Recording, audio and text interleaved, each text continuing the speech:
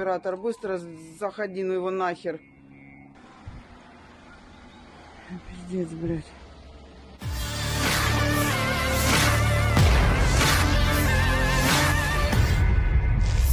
Pemukiman Donetsk, Makivka, dan Yasinovataya mencekam diserang nasionalis Ukraina. Penyerangan tersebut dilakukan tanpa memperdulikan berbagai warga sipil yang masih beraktivitas. Terlihat dari video yang diunggah pada akun Telegram Senin 29 Agustus 2022 menunjukkan penembakan yang terjadi di wilayah pemukiman warga. Bahkan ketakutan semakin mencekam saat serangan demi serangan diluncurkan tanpa balasan.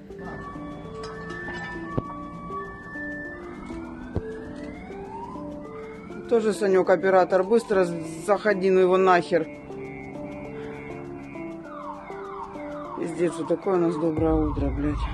А что, в АТС прилетело или что там черное? Ой-ой-ой. Ой-ой-ой.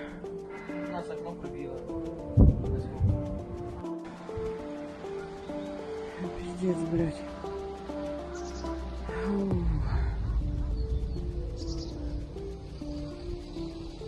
Где мужик с бабой стояли тут, блядь, живые.